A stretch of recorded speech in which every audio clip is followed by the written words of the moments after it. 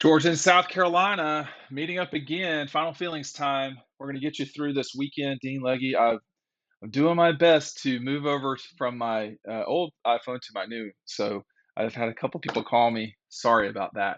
Hey, look, we got the Dogs and Cox who are getting ready for this game.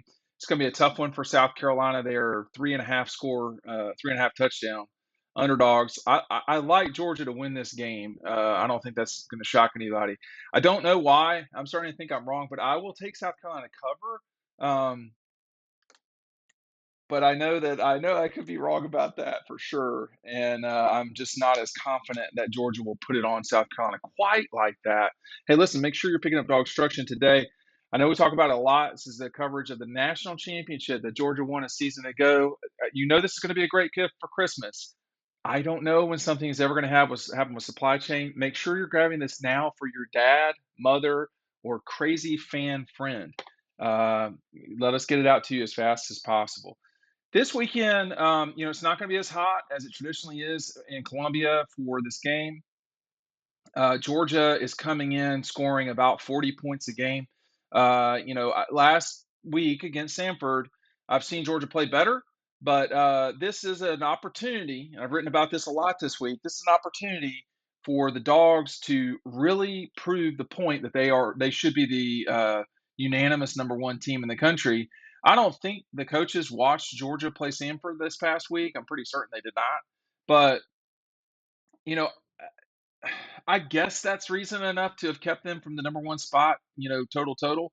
But I think this is one of the final games Georgia's got that people are going to watch before Halloween. I mean, you got this game. I don't know if the Missouri game is going to be on ESPN. It probably will be. We'll see. That could be a night game. That could be a night game. Some of us don't need night games in Middle Earth. But, um, you know, I think that the thing about this is such an opportunity for Georgia with South Carolina kind of reeling. You want to come in and take their what do chickens have? Claws? What are those things? Talons. You want to knock their feet out from underneath them and jump all over their beaks as fast as possible. Make chicken cutlets of it and get out of Columbia before something strange happens. This is the time of the year where you have a lot of settling. There's still a lot of competition at receiver, at offensive line, but there's a lot of we got more data now. I mean, we have two of the 12 games. That's 1/6 of the season gone already. I went to school in DeKalb County, so that you're chugging through the games now, and you know more than you did.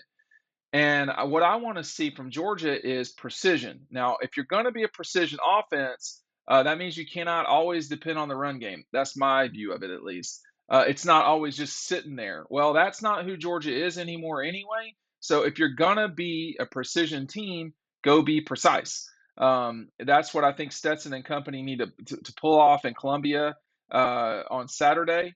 We will see just how much Georgia will choose to run. Now, let's rewind for a second to 2020. Let's not forget that against Mississippi State, Georgia literally could not run the ball. Not with Zamir, not with James White. Kenny McIntosh had a hard time running. Everybody did. Well, 2 weeks later, I guess it was in Columbia. It was a week later in Columbia. They ran all over South Carolina. They chose to run all over South Carolina.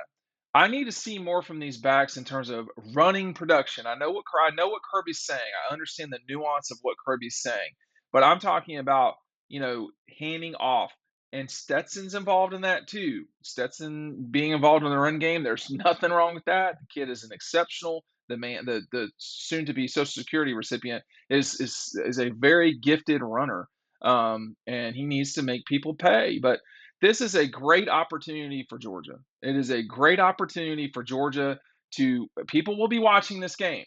I mean, the game this is going up against is Nebraska, Oklahoma. They're terrible, Nebraska specifically. Oklahoma has not looked great either, but you get my point. So uh, we're going to need to see from Georgia effort, um, precision on offense, and then I've not talked about the defense yet, But defensively, if you're the Dogs and you get out there and throw yet another shutout, um, or let's just say you don't permit a touchdown, they score 9 points or 12, and none of them are touchdowns. That's pretty impressive. I mean, you're getting to the point with this defense, and we'll just see what happens in Columbia. But you're getting to the point with this defense where, it has become extremely challenging to score on them, and it's hard to beat the other team if you can't score. So this Georgia team has got a lot to look forward to on Saturday. We've got you covered. Kickoff's going to be at 12. We'll be inside Williams-Brice about 9 in the morning, maybe. So Shane Beamer, we will be there early if the South Carolina fans are not. I thought I read where this is a sellout now, which I feel like it should have been a sellout a long time ago.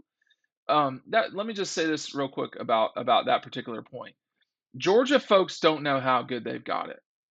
And when you travel to Columbia, if you choose to, you look around, because that just that they didn't that this has not been a certain sellout is for the Georgia game, that to me shows how challenging some of the schools' situations are. Tennessee, South Carolina, Florida. Georgia has not had to worry about a sellout. Uh, for a long, long time. Certainly not against the number one team in the country. So, and then you'll take a look around Williams-Brice. Is it anything like it is at Sanford Stadium? Sanford Stadium is in the middle of campus. You can walk from Old Campus through the majestic trees, down through Baldwin Drive. There's just it's a beautiful campus. The stadium is beautiful at Georgia. When you go on the road, it gives you an opportunity to see the challenges of other places and the attributes they've got. I would say that the traffic's pretty rough in Columbia sometimes too, but at least they have. Seems to me like they always get you out relatively quick in Columbia. I know that's not always the reputation of South Carolina, but this is an opportunity for Georgia. Now I have to sneeze. We do these live to tape. I don't have the capabilities sometimes to edit, but I think this is a great opportunity for the Dogs to show everybody really and to show themselves where they're at. This is a Georgia team. We talked about this in the summer. This is a Georgia team that can win a national championship. When everybody was kind of belittling us talking about that, this is a Georgia team that can win the national championship. And now we're seeing that this Georgia team is on the way back to Atlanta. That doesn't mean you're going to win the national championship, but it does sure seem like you're on the way back to Atlanta. To, Saturday is step one in that journey in terms of getting back to Atlanta. You got to beat South Carolina. We'll see you from Columbia.